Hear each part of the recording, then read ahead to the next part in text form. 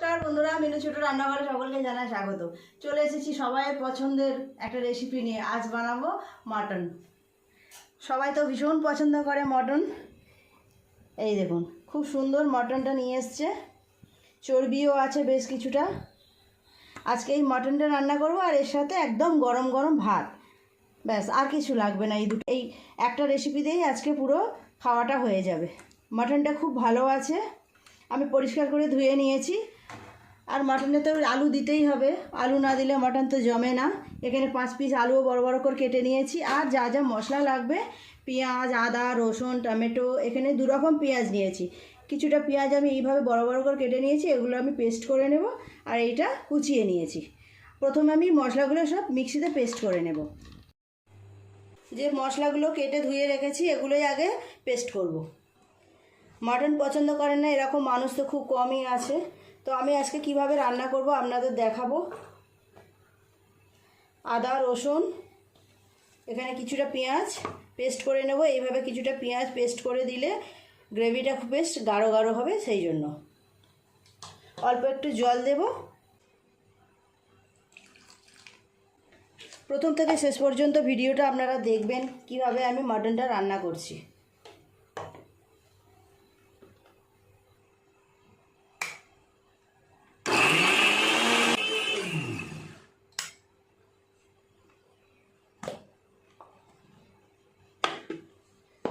মাটনটা আমি আগে ম্যারিনেট করে নেব।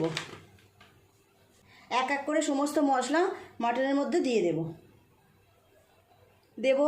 1 চামচ হলুদ গুঁড়ো, এই চামচের 1 চামচ লঙ্কা গুঁড়ো, আরও অল্প একটু দেব। জিরে গুঁড়ো দেবো 1 চামচ, সাদা তেল দেব 2 চামচ পরিমাণ, দিয়ে দেব ফেটিয়ে রাখা টক দই,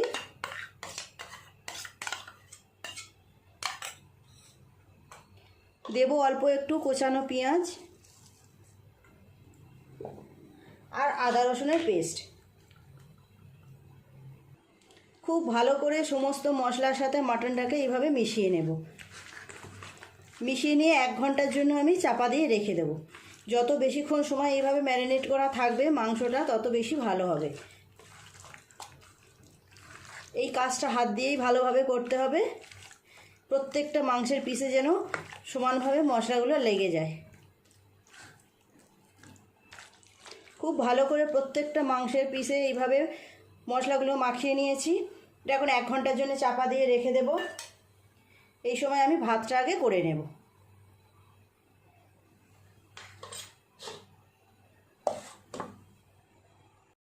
ঘন্টাখানেক হয়ে গেছে, মাংসটা ম্যারিনেট করে রেখেছিলাম। এবার রান্না করে নেব। দিয়ে দেব তেল,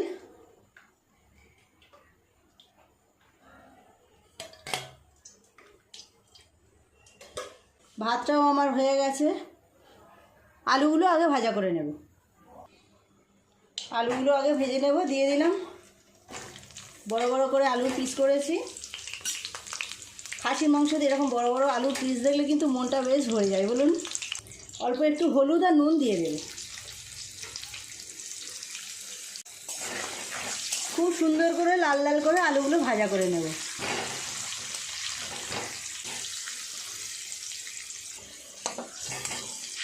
আর একটু লাল লাল করে ভেজে নেব। বিরিয়ানির আলু, মাংসের আলু এরকম বড় বড় দেখলে আলাদাই যেন একটা মনে শান্তি চলে আসে, বলুন। আলুগুলো ভাজা হয়ে গেছে, এবার তুলে নেব। সুন্দর লাল লাল করে ভেজেছি।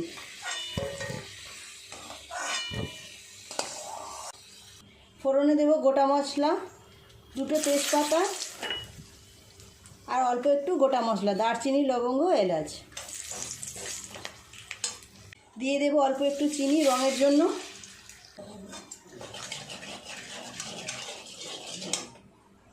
দিয়ে দেব পেঁয়াজ কুচি,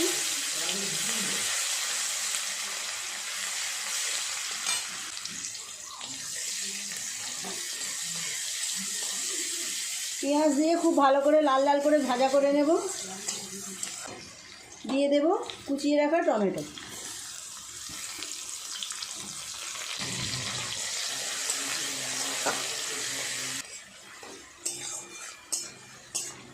পেঁয়াজ টমেটো ভালোভাবে নরম হয়ে গেছে, দিয়ে দেবো ম্যারিনেট করে রাখা মাংস।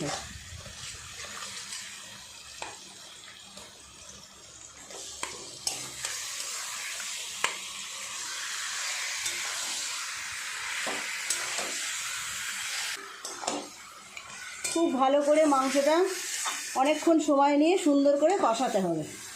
খাসির মাংস যত ভালো কষানো হবে তত ভালো টেস্ট আসবে। বেশ অনেক দিন পর আজকে আমি মাটন রান্না করছি। এইভাবে ভালোভাবে নেড়ে নেড়ে অনেকটা সময় নিয়ে মাংসটাকে ভালো করে কষিয়ে নেব। দিয়ে দেব নুন স্বাদ মতো। মাংস ম্যারিনেট করার সময় তো আমি নুন দিইনি, আপনারা দেখলেন। এখন নুনটা দিয়ে দিলাম।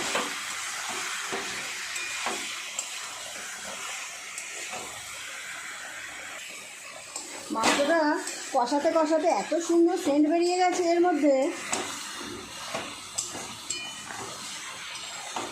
এখনও বেশ কিছুটা সময় নিয়ে কষাতে হবে। যত ভালো কষানো হবে তত সুন্দর রঙও আসবে, স্বাদও আসবে। খুব ভালো করে অনেকক্ষণ সময় নিয়ে মাংসটা কষিয়ে নিয়েছি।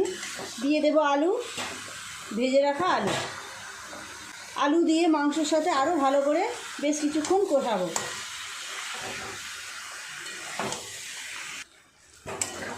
মিনিট 20 সময় নিয়ে খুব ভালো করে মাংসটাকে কষিয়ে নিয়েছি। কি সুন্দর রং এসেছে দেখুন। ক্যামেরায় কেমন লাগছে রংটা আমি বুঝতে পারছি না, কিন্তু এমনিতে খুব সুন্দর রং এসছে, খুব সুন্দর গন্ধ বেরোচ্ছে। এখনই প্রেসার কুকারে দিয়ে দেব। বড় প্রেসার কুকার নিয়েছি, প্রেসার কুকারে দিয়ে দেব সেদ্ধ হওয়ার জন্য।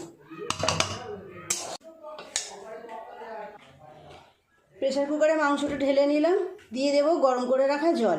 যে কোনো মাংস রান্না এরকম গরম জল দিলে খুব ভালো হয়।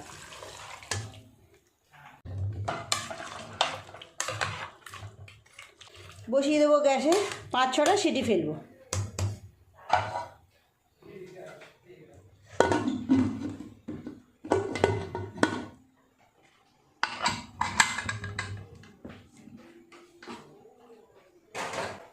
ছটা সিটি পড়লে নামিয়ে নেব। বন্ধুরা, হয়ে গেছে আমার মটন রান্না। এবার ঢাকাটা খুলবো।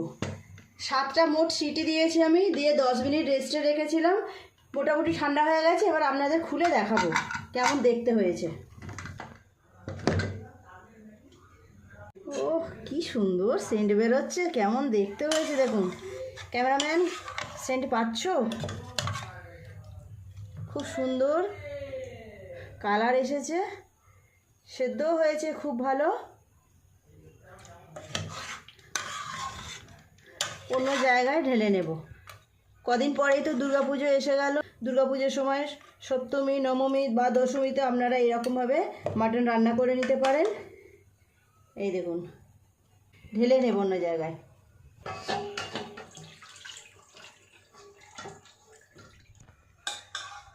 কেমন দেখতে হয়েছে দেখুন, অপূর্ব সুন্দর সেন্ট বেরোচ্ছে।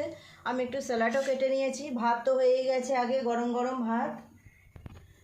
গরম ভাত করে নিয়েছি। প্লিজ বন্ধুরা, আজকে আমার মাটন রান্নাটা কেমন লাগলো কমেন্ট করে জানাবেন। ভালো লাগলে একটা লাইক করে দেবেন, শেয়ার করে দেবেন। আবার চ্যানেলটি সাবস্ক্রাইব করে পাশের বেল ঘন্টিটা ক্লিক করে দেবেন। তাহলে যখনই আমি এইরকম সুন্দর সুন্দর রেসিপি আপলোড করব তার সাথে সাথে সবার আগে আপনার নোটিফিকেশনে পৌঁছে যাবে। সবাই খুব ভালো থাকবেন। দেখা হচ্ছে পরের দিন নতুন কোনো ভিডিওর সাথে। নমস্কার।